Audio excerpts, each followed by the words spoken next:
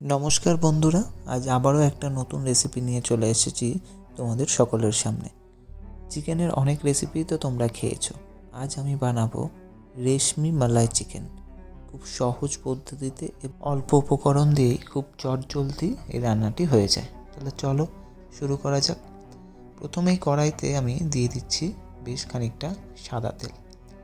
এরপরে এখানে আমি 1 কেজি চিকেন নিয়েছি। চিকেনটাকে আমি ভালো করে ভেজে নেব। আমি এখানে বোনলেস চিকেন নিয়েছি, তোমরা যদি চাও উইথ বোন নিতে তাহলেও কোনো অসুবিধা নেই। প্রথমে বেশ ভালো করে ভেজে নিতে হবে। আচ্ছা, চিকেনের কালারটা যখন চেঞ্জ হয়ে যাবে, দেখো বেশ সাদা সাদা হয়েছে, ঠিক সেই সময় আমি দিয়ে দিচ্ছি আদা রসুন বাটা। আদা রসুন বাটা দিয়ে বেশ ভালোভাবে নাড়িয়ে নিতে হবে। দেখবে চিকেন থেকে অনেকটা জল বেরিয়ে আসছে। আচ্ছা, এরপরে আমি দিয়ে দেব শামরিচ গুঁড়ো।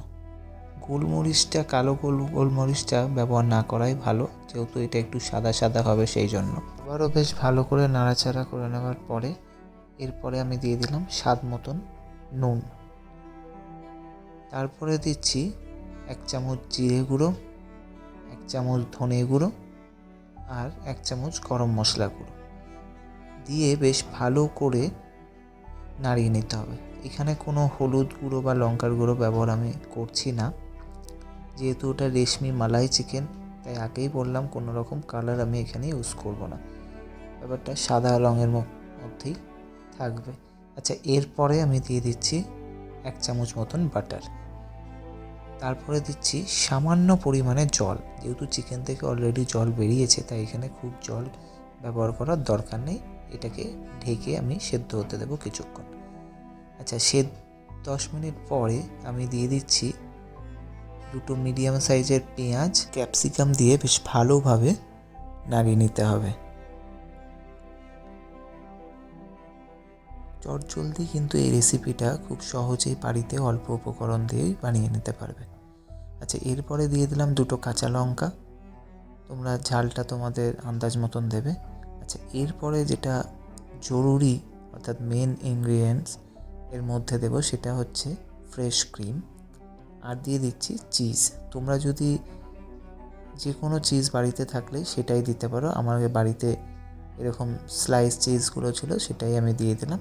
দিয়ে বেশ ভালোভাবে নাড়াচাড়া করে আমি আরও একবার ঢেকে দেব, কারণ চিজটা তাড়াতাড়ি গলে যাবে। আচ্ছা, তোমাদের বাড়িতে যদি ফ্রেশ ক্রিম না থাকে তাহলে দুধের যে সর অর্থাৎ মালাইটা সেটা দিতে পারো, কোনো অসুবিধা নেই। আর দিয়ে দিচ্ছি টেস্টটা ব্যালেন্স করার জন্য সামান্য একটু চিনি। দিয়ে দেখো চিজটা বেশ গলে গেছে।